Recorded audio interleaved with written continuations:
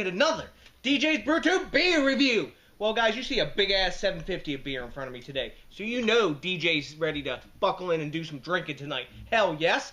And you may say, DJ, that's an odd-looking beer. I've never seen it on the American craft beer scene before. You know why? Because it's a Canadian craft beer. And who's it from? It's from Nickel Brook Brewing Company out of Burlington, Ontario, Canada. Hell yes. And this came to us courtesy of our awesome buddy, Average Joe. Joe, thanks a million for sending this to me, my brother, as well as these beers that we've already reviewed. So, what beer do we have from Nickel Brook today? We've got their Maple Porter 2014 edition. Now, they're saying this is an American porter, but I'm saying, you know what? Maybe not. I'm thinking this may be a Canadian porter, because if they're making a porter and then they're putting real Canadian maple syrup in it, maybe that's a Canadian porter.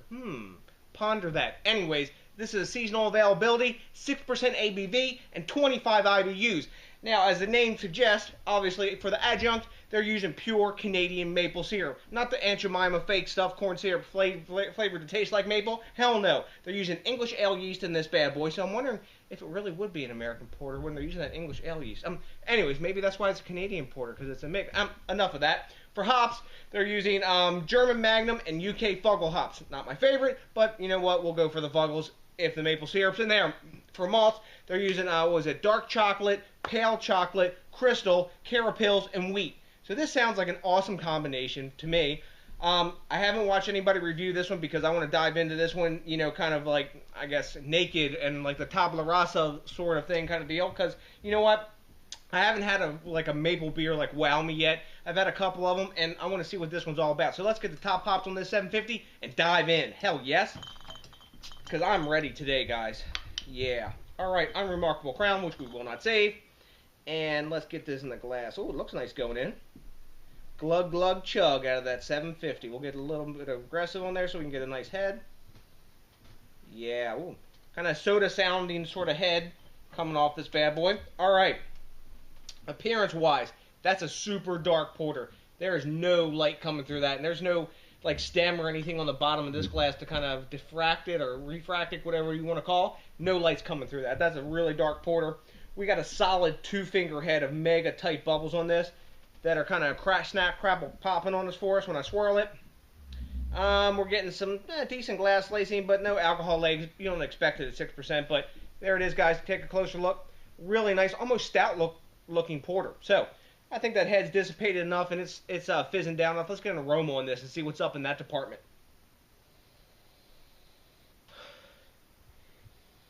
Okay, now this is the first maple beer, or beer billed as maple, that I'm really getting a maple aroma off this. After that, I'm getting coffee, dark chocolate, toffee, a bit of caramel, and maybe like a little bit of a burnt sugar aroma, kind of. And really, really faint in the background dark fruits, and I suspect that's coming from the English ale yeast. But wow, it's kind of really refreshing to be able to smell the maple in a maple beer. Go figure. So, I'm ready to dive into this bad boy. Let's go at it. Cheers. Thanks a million, Joe.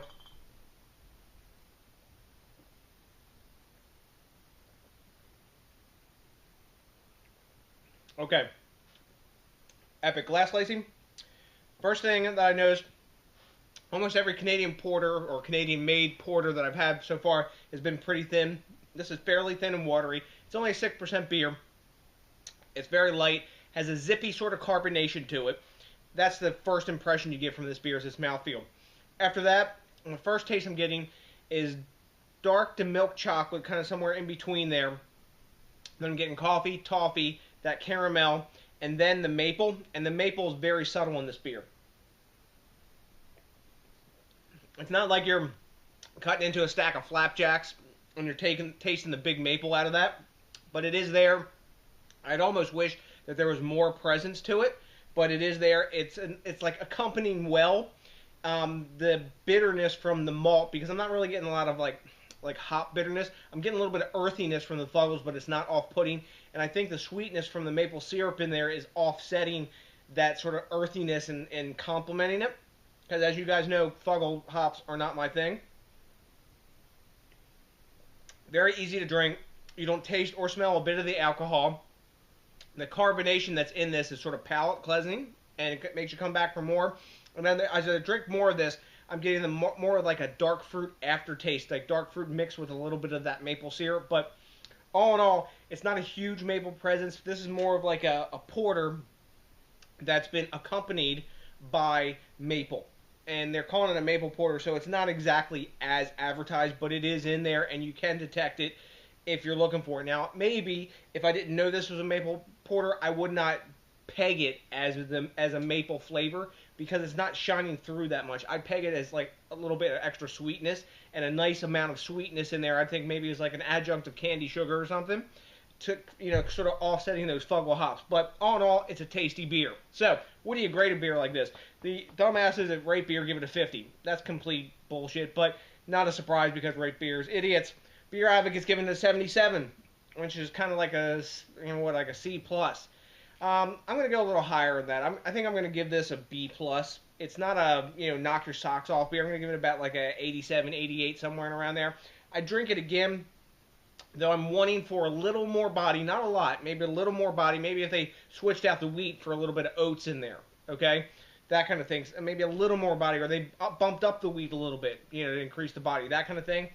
And I want more of that maple sort of, presence. Maybe if they use some maple sugar as well as the maple syrup to amp up and have more presence of what is delicious about maple syrup and maple sugar in the beer. But all in all, well-executed beer, super easy to drink, and like I said, no alcohol flavor in it at this at all. And you know what? For a 750, I don't mind a 750 of, a beer this size either, because it's a 6%er, and if you're at a 750, it's not too bad to drink. Plus, also on the bottle, I forgot to mention, they put the bottling date right on the outside of the label here. So, bravo to that. You know what? American brewers, learn from this one. This Canadian brewer, not super huge, and they're putting the date on the bottles. What the hell is your guys' problem?